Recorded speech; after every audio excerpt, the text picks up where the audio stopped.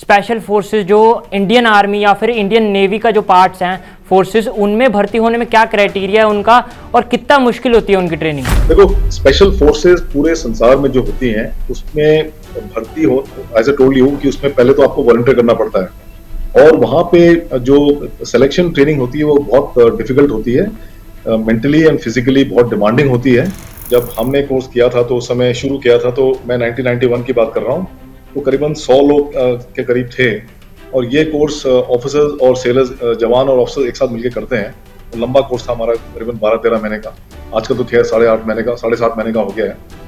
तो उसमें हमने 100 लोगों ने शुरू किया था शुरुआत में, और उसके बाद धीरे धीरे करते करते जो पास आउट हुए तो 21 लोग पास आउट हुए। तो आप खुद ही अनुमान लगा सकते हैं कि ये कोर्स में कितनी कितना एट्रिशन रेट हाई है। सिर्फ मरीन कमांडो की बात नहीं है, अगर आप यूएस के सील्स देख लीजिए या यूएस के एसएएस, यूएस की डेल्टा फोर्स देख लीजिए या ब्रिटिश एसपीएस देख लीजिए, एसएएस देख लीजिए, ये सब जगह जो सिलेक्शन क्राइटेरिया है बहुत ही स्ट्रिंजेंट होता है, बहुत ही डिफिकल्ट होता है और उसमें भी करीबन 20-25 लोग ही पास आउट होते हैं एक, अगर आप 100 का एक बैच शुरू करें तो। ज्यादातर टेररिज्म का जो सवाल पैदा होता है हमारे देश में, वो या तो कश्मीर में वैली में है या तो नॉर्थ ईस्ट में है। 26/11 के में खास कर बात ये थी कि जब वो ताज के अंदर घुसे, होटल ताज के अंदर घुसे और उसके बाद ट्राइडेंट के अंदर घुसे और उसके बाद एक और जगह गए, तो वहाँ पे जब यहाँ पे उन्होंने जो अपने ऑपरेशन शुरू किए, तो उस समय लोगों को इतना पता था नहीं कि ये टेररिस्ट हैं या ये कोई इंटर गैंग, जैसे कि अक्सर होता रहता था बॉम्बे में इंटर गैंग वॉरफेयर, कि वो है या एक्चुअली कोई ये सोच समझकर एक प्लान्ड ऑपरेशन है पाकिस्तानियों का। कि जब ये हमारे मार्कोस अंदर घुस गए तो जो टेररिस्ट वहाँ थे, जो अंधाधुंध फायरिंग कर रहे थे, उनको पता था कि कोई स्पेशल फोर्स वहाँ है नहीं जो उनका मुकाबला कर सके, तो सडनली उनको एक स्पेशल फोर्सेस ने आके चैलेंज किया। तो उसके बाद वो डर गए और ये माना जाता है कि उसके बाद जो किलिंग थी उनकी पूरी खत्म हो गई और वो खुद डर के मारे भागना शुरू किया। अंग्रेजी में एक वो कहावत है कि the hunters became the hunted, जो हंटिंग करने आए थे वो हंटेड बन गए और उसके बाद उन्होंने भागना शुरू किया। सी स्टेट 0, 1, 2, 3, 4 ऐसे करके 9 तक होते हैं। तो जैसे ही सी स्टेट हाई होते हैं तो यानी कि उथल पुथल समुद्र में काफी होती है, तो जहाज भी काफी डोले खाती हैं, तो उस समय लोगों का जीना जरा हराम हो जाता है, उल्टियां होती है, खाना नहीं खा पाते, खाना बना नहीं पाते।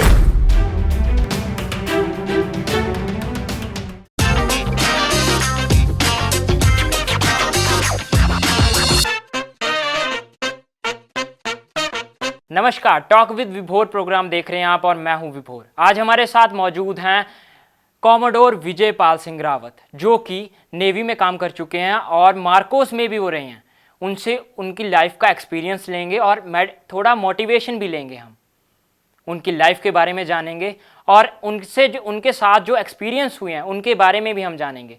कॉमोडोर विजय पाल सिंह रावत सर, आपका D5 चैनल हिंदी में बहुत बहुत स्वागत है। मुझे भी इस चैनल से जुड़ने में बड़ी खुशी हो रही है। सर, अपने बचपन के बारे में बताइए कि आपने कैसे आपकी शुरुआत हुई?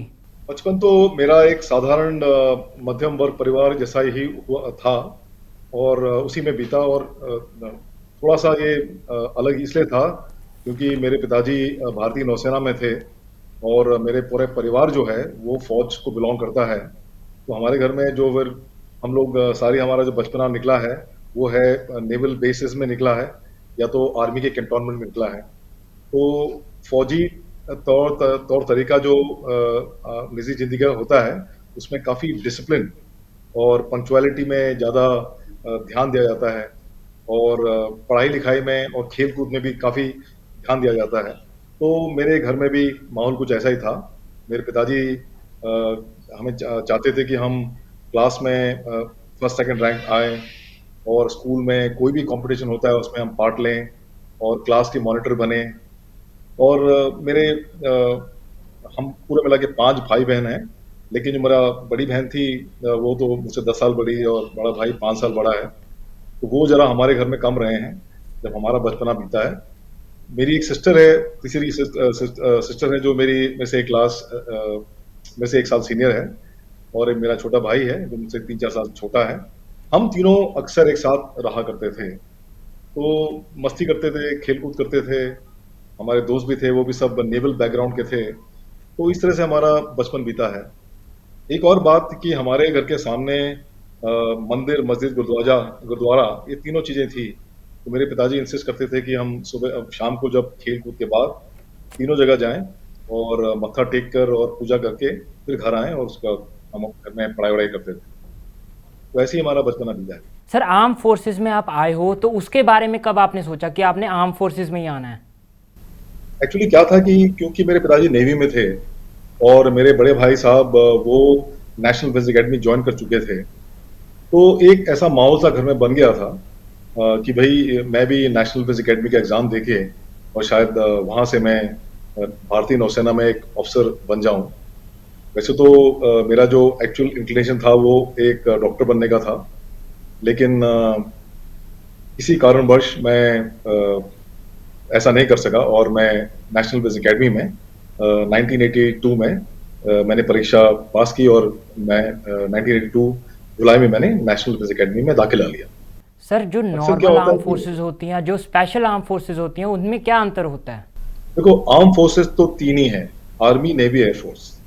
ये तीनों जो फोर्सेस हैं इनके अंदर कुछ स्पेशल फोर्सेस होती हैं, जैसे कि भारतीय इंडियन आर्मी में पैरा स्पेशल फोर्स हैं, 10 बटालियंस हैं। इंडियन एयरफोर्स में गरुड्स कमांडोज हैं। तो भारतीय नौसेना में मरीन कमांडोज हैं, और मैं 32 ईयर्स तक मैं मरीन कमांडो का एक भाग था, और लास्ट 8 ईयर्स यानी कि 2012 से 2020 तक मैं मरीन कमांडोज का संचालक था नेवल हेडक्वार्टर्स में, प्रिंसिपल डायरेक्टर इसको कहते हैं। तो ये सब जो स्पेशल फोर्सेस होती हैं तीनों सेनाओं में, इसमें वॉलंटरी बेसिस पे आपको ज्वाइन करना। वैसे तो आर्म फोर्सेस में भी वॉलंटरी बेसिस पे ज्वाइन करना पड़ता है, लेकिन जो आर्म फोर्सेस के जो अधिकारी हैं और जो जवान हैं, सेलर्स, एयरमैन हैं, उनको फिर वॉलंटियर करना पड़ता है ये स्पेशल टुकड़ी में जाने के लिए, क्योंकि इसकी ट्रेनिंग जो होती है काफी कठिन होती है और इसका रिस्क फैक्टर थोड़ा हाई होता है। इसके लिए सबके करने के बस की बात नहीं है।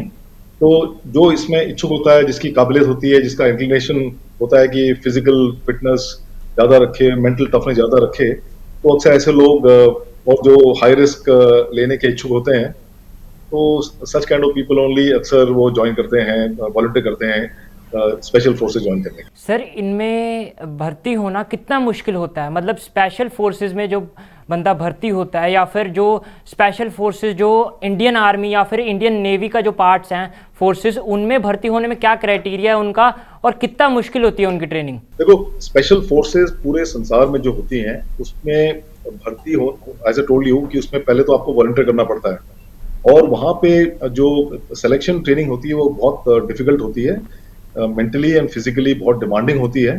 तो ये मान के चलिए कि अगर औसतन 20 से 25% लोग ही क्वालिफाई कर पाते हैं ये डिफिकल्ट कोर्स। मरीन कमांडो की बात करूं तो जब हमने कोर्स किया था, तो उस समय शुरू किया था, तो मैं 1991 की बात कर रहा हूँ, तो करीबन 100 लोग के करीब थे, और ये कोर्स ऑफिसर्स और सेलर्स, जवान और ऑफिसर्स एक साथ मिलकर करते हैं। तो लंबा कोर्स था हमारा, करीबन 12-13 महीने का। आजकल तो खैर 7.5 महीने का हो गया है।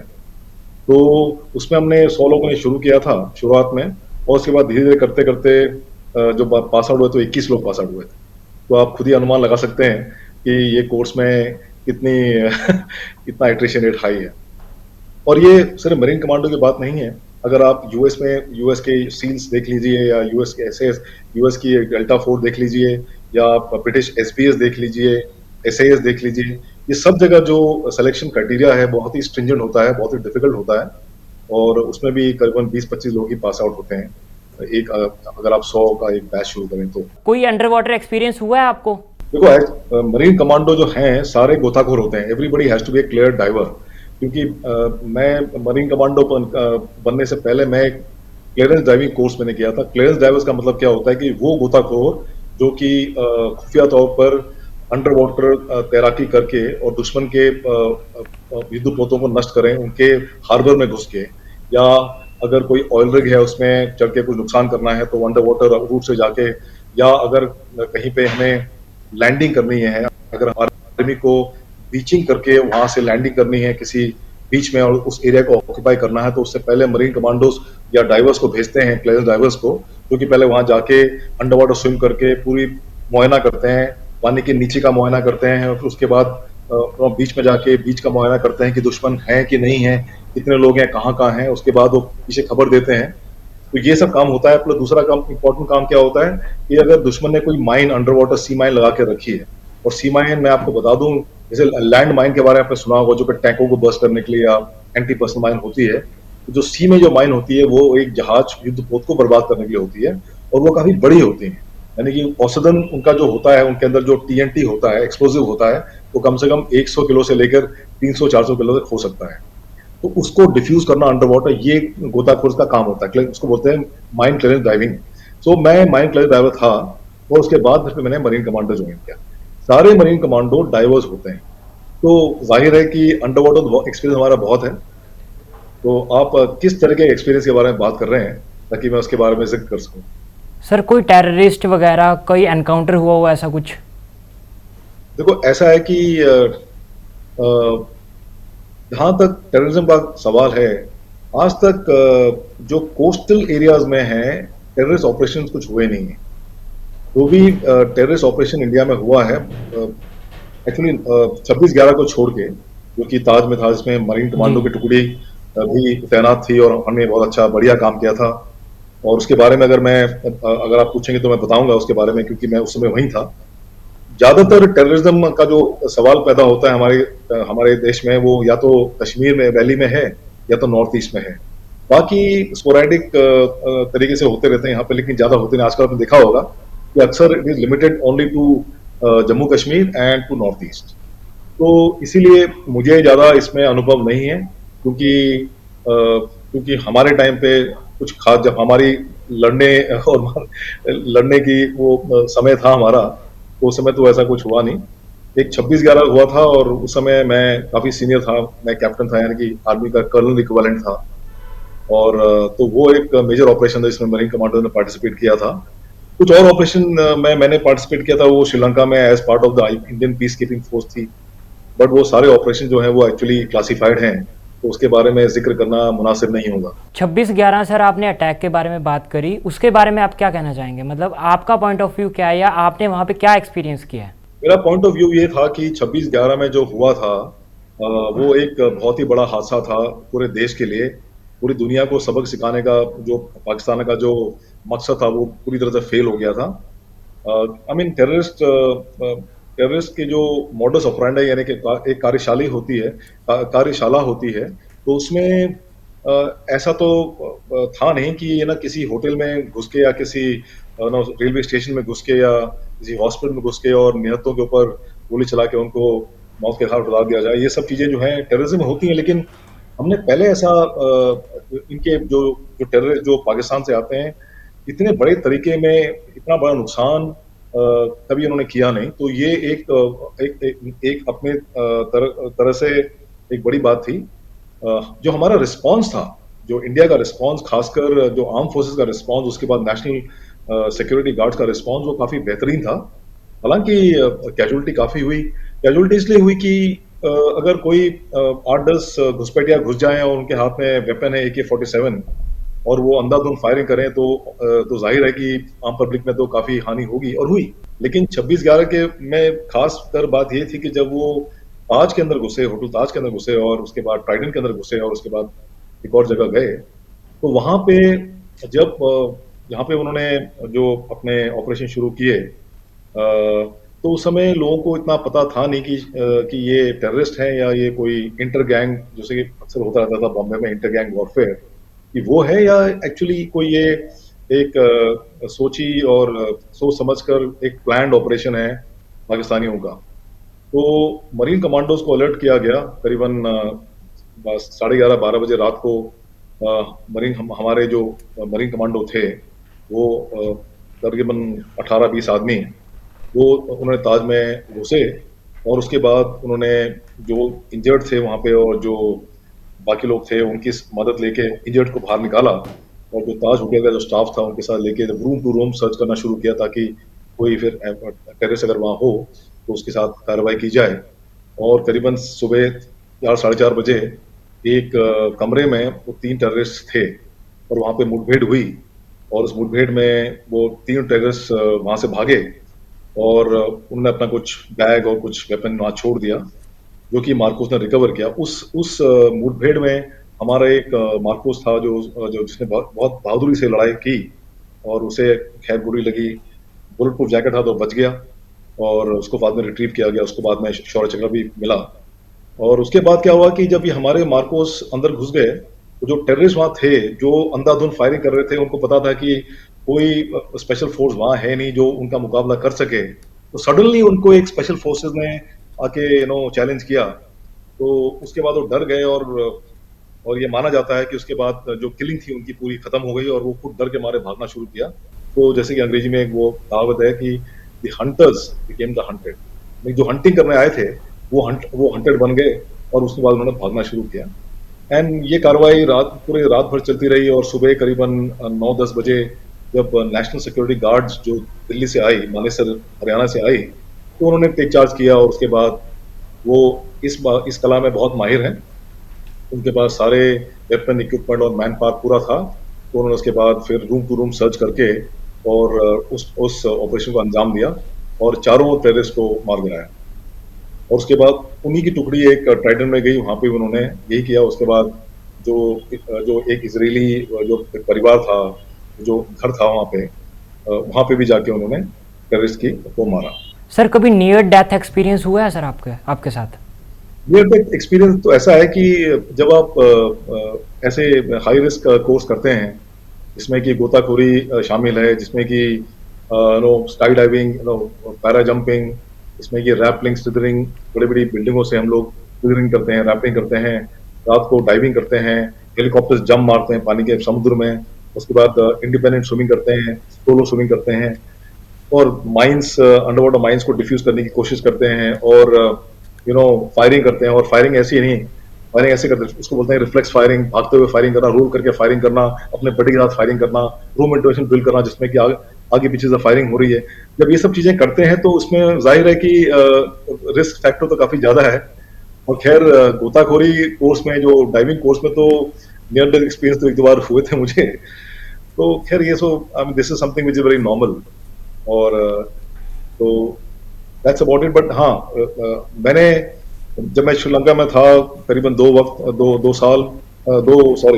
महीने, तो उस समय नियर डेथ एक्सपीरियंस मुझे कुछ खास हुआ नहीं, लेकिन एक हुआ था जिसमें कि वो अंडर वाटर हम लोग माइंस को सर्च कर रहे थे। जो जहाज आते थे भारतीय नौसेना के, पोत वहां आते थे, जो कि सोल्जर्स को ले जाने के लिए वापस, या नए सोल्जर्स को वहां पे इंडक्ट करने के लिए तो आते थे। तो वो जब पोर्ट में आते थे तो हम वो पहले पोर्ट की अंडर वाटर पूरी सर्वेलेंस करते थे, ताकि कोई लिम्पिड माइन, कोई माइन तो ना लगा दिया किसी ने, टेररिस्ट ने कोई माइन तो नहीं लगा दिया वहां पे।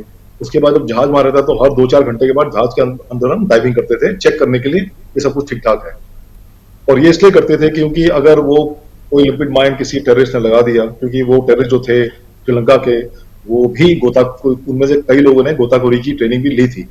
तो अगर वो एक माइन, लिक्विड माइन लगा दें, और वो लिक्विड माइन बीच रास्ते में फट जाए, तो वो जहाज अगर डूब गया तो कम से कम 500-600 लोगों की जान जा सकती है।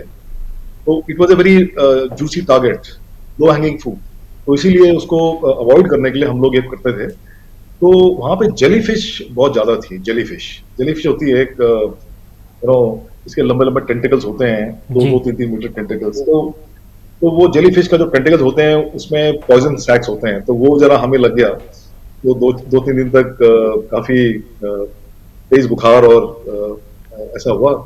That was one experience. उसके बाद गोताखोरी कोर्स में 1-2 बार नियर डेथ एक्सपीरियंस मुझे हुए हैं, बट दैट इज ओके, ऐसा वो कुछ खास बात करने वाला लायक है नहीं। सर आपने बताया आप मार्कोस में थे, तो नेवी वॉरफेयर शिप में आप गए होंगे, तो उसका एक्सपीरियंस होगा कोई, तो वो बताइए दर्शकों को। देखो ऐसा है कि भारतीय नौसेना में मैंने ज्वाइन किया एज एन एग्जीक्यूटिव ऑफिसर। तो जो एग्जीक्यूटिव ऑफिसर होते हैं वो जहाज में तैनात रहते हैं, और उन्हीं में से कुछ लोग फ्लाइंग करते हैं, उन्हीं में से कुछ डाइविंग करते हैं, उन्हीं में से कुछ मरीन कमांडो बनते हैं।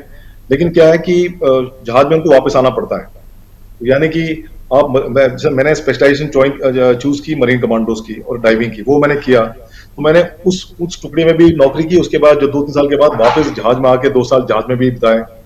तो जहाज में मैं 2 जहाजों का मैं एग्जीक्यूटिव ऑफिसर, यानी कि 2IC जिसको आर्मी में बोलते हैं, वो था। और मैंने 2 युद्धपोत कमांड भी किए हैं, यानी कि मैं कमांडिंग ऑफिसर था। एक था INS गुलदार जो सुनामी के टाइम पे मैं कमांड में था पोर्ट ब्लेयर में, और एक था INS गोमती जो एक गाइडेड मिसाइल फ्रिगेट है जो कि मुंबई में है। मैं 1.5 साल में कमांडिंग ऑफिसर था उस जहाज का। तो एक्सपीरियंस तो काफी बढ़िया है दोनों जगह का, बिकॉज यहाँ पे युद्ध को चलाना कोई आसान बात है नहीं। 300-350 कर्मचारी, उनमें सेलर्स एंड ऑफिसर्स उस जहाज में तैनात रहते हैं। जहाज में लंबी लंबी दूरी के को मार करने के लिए मिसाइल्स होती हैं, एंटी मिसाइल डिफेंस की पूरी तौर तरीके होते हैं, रडार होता है, सोनार्स होते हैं, अंडर वाटर टॉर्पेडोज होते हैं जो कि पनडुब्बी को एक्चुअली डिटेक्ट करके उसको डिस्ट्रॉय करने की क्षमता रखते हैं। मेरे जहाज में 2 हेलीकॉप्टर्स थे जिसको कि हम फ्लाई करवाते थे। तो ले दे के और बड़ी बड़ी मशीन्स होती हैं, दो इंजन होते हैं, फिर वो डीजल जनरेटर्स होते हैं, एयर कंडीशन पूरा होता है। तो इसे एक कॉम्प्लिकेटेड मशीन होती है जहाज, और तो इसीलिए वहां पे एक अलग तरीके का माहौल होता है, थोड़ा क्लोज नेट एटमॉस्फेयर भी हो जाता है। It is very professional kind of job, and इसमें काफी मजा भी आता है। एंड बहुत दिनों तक हम सेलिंग करते हैं। आप ये लगा लीजिए, मैं गोमती कमांड कर रहा था तो एक साल में करीबन 240-250 दिन मैं सेलिंग कर रहा था। अब एक महीने में अगर हम 25 दिन सेलिंग कर रहे हैं और वापस 5 दिन लैंड में आ गए, उसके बाद दोबारा 10-15 दिन की सेलिंग कर ली, उसके बाद दोबारा 2-4 दिन लैंड में आ गए, फिर उसके बाद दोबारा सेलिंग के लिए। ऐसा होता है। जो लोग फौज में नहीं है उनको शायद ऐसा होता हो, क्योंकि वो जिस सिटी में रहते हैं उसी सिटी में उन्होंने स्कूलिंग की है, उसी सिटी में कॉलेज किया, उसी सिटी में वो नौकरी भी ढूंढते हैं। और जो बिजनेस वाले हैं वो तो अपने घर का परिवार का बिजनेस भी चलाते हैं, तो शायद उनको ऐसा फील होता होगा। लेकिन जो फौज में है, पुलिस में है, पुलिस मीन्स जैसे CRPF, BSF ये सब में है, तो उनकी तो पोस्टिंग लगातार होती रहती है, तो वो एक जगह से दूसरी जगह घूमते रहते हैं। तो उसमें कोई ऐसा कोई वो नहीं है कि you feel very sick about a particular place. हाँ, सी सिकनेस जरूर होती है, लेकिन सी सिकनेस जो होती है वो अलग चीज होती है। उसमें कई लोग ऐसे होते हैं कि जहाज में, बिल्कुल जहाज जो होता है वो सीधे चलता नहीं है, वो आप ऐसा काफी रोल और पिचिंग करता है काफी। और अगर आपका खतरनाक है, रफ है सी, क्योंकि सी के भी स्टेट होते हैं, वो सी स्टेट 0, 1, 2, 3, 4 ऐसे करके 9 तक होते हैं। तो जैसे ही सी स्टेट हाई होते हैं तो यानी कि उथल पुथल समुद्र में काफी होती है, तो जहाज भी काफी डोले खाती हैं, तो उसमें लोगों का जीना जरा आराम हो जाता है। उल्टियां होती है, खाना नहीं खा पाते, खाना बना नहीं पाते, तो वो सब चीजें होती हैं। और दिमाग में चक्कर आता रहता है। ऑफकोर्स उसमें मेडिसिन खा के लोग किसी न किसी करके यूज टू हो जाते हैं। और वैसे कई लोग ऐसा है कि वो इतनी सेलिंग कर चुके होते हैं कि वो यूज टू हो जाते हैं। लेकिन ले दे के sea sickness is something like road sickness. कई लोग आपने देखा होगा जो बस में बैठ के दे गो टू माउंटेनियस टेरेन, तो वहां उनको जरा वॉमिटिंग हो जाती है। तो समथिंग वेरी सिमिलर सी सिकनेस ऐसा होता है। दर्शकों को क्या कहना चाहोगे आप जाते जाते? दर्शकों को मैं ये कहना चाहूंगा कि भाई, अगर आपको पहली बात तो हमारा देश जो है बड़ी तेजी से तरक्की कर रहा है, और आजकल काफी ऑप्शंस हैं नौकरी के भी, और आप एंटरप्रेन्योरशिप के भी काफी ऑप्शन आ गए हैं, और इकोनॉमिकली काफी स्ट्रांग कंट्री बन गया है। तो आपको नंबर 1, जो भी आप पढ़ाई कर रहे हैं, तो you should become a good student, you should become a discipline student. और अगर आप कॉलेज में हैं तो you have to imbibe some very good civic sense, शिष्टाचार, ये सब सीखिए। और किसी भी काम करने को, किसी को काम लेके, you should be very focused on that job, so that आप अपना करियर प्लानिंग ठीक तरह से कर सकें। और जो भी करियर आप चूज करें उसमें आप ये कोशिश कीजिए कि उसके बारे में जितना आप जानकारी प्राप्त कर सकें आप करें। और किसी भी उल्टे सीधे, जो हमारा जो कंट्री है, it's a very very secular country, तो किसी चीज लोगों के बहकावे में नहीं आना है। बिकॉज अगर आपको किसी चीज के बारे में पता नहीं तो उसके बारे में खुद आप पता करने की कोशिश कीजिए, बशर्ते कि आप किसी की बात सुन के और उनके चक्कर में फिर अपना खुद का भी अपना प्रोफेशनल करियर बर्बाद कर दें। और जो लोग फौज में जाने के इच्छुक हैं, तो उनके लिए मैं ये बता दूं कि फौज एक बहुत ही बढ़िया, बेहतरीन करियर ऑप्शन है। लेकिन सिलेक्शन पैटर्न जो है काफी कठिन है, उसके लिए आपको काफी फोकस करना पड़ेगा, और पढ़ाई लिखाई में भी तेज होना चाहिए, पर्सनैलिटी डेवलपमेंट में आपको ध्यान देना होगा, और कम्युनिकेशन स्किल्स, ये सब चीज बहुत इंपॉर्टेंट है। जनरल नॉलेज आपकी काफी अच्छी होनी चाहिए, और उसके बाद you should be medically very fit, and अपने आप को फिजिकल फिटनेस को देखिए, क्योंकि लाइफ सिर्फ एक बार आती है। और जो आपका जो बॉडी है, it is like an investment. तो ये लॉन्ग टर्म इन्वेस्टमेंट है, बिकॉज आदमी की औसत उम्र आजकल बढ़ती जा रही है, 60 70 80 साल तो हो ही चुकी है। तो अगर आपकी बॉडी के इंजन को इतना लंबा अगर आप खींचना है तो it should be working in a perfect symphony, and that's why you should ensure कि आप अच्छा खाएं, अच्छा पिएं, और बुरी हैबिट्स को जो है try to avoid them, and try to be calm compose, look after physical fitness. जितनी आप मेहनत अपने बॉडी में करेंगे उतना ही बॉडी आपको गिव बैक देगा अच्छी तरीके से। सो ये सब चीजें हैं, आई थिंक आजकल के यंगस्टर्स को तो काफी पता है, लेकिन मैंने सिर्फ आपने ये क्वेश्चन पूछा तो मैं बता दूं कि ये सब लाइफ में बहुत इंपॉर्टेंट है, क्योंकि अभी आपको शायद जवानी के जोश में पता चलता नहीं है, लेकिन जैसे ही आप बड़े होते रहते हो, स्पेशली 40 50 साल की उम्र जब आप पहुंचते हो, तो एक के बाद एक बीमारियां शुरू हो जाती हैं। और कई बीमारियों को जड़ क्या होता है कि अच्छा अच्छा खाना जो नहीं खाते हैं, जो अच्छी स्लीप रूटीन नहीं होता है, जिसका लाइफ इनडिसिप्लिन है, बुरी आदतें हैं, कई आते हैं जो बुरी हैं। तो मैं ये तो I don't want to be judgemental, लेकिन कुछ आदतें हैं जो आपको पता है जो बुरी हैं, उससे आप जरा दूरी रखिए, एंड मुझे आशा है कि you will become very good citizen of the country. Commodore Vijay Pal Singh Rawat sir, आपका बहुत बहुत धन्यवाद हमारे साथ जुड़ने के लिए।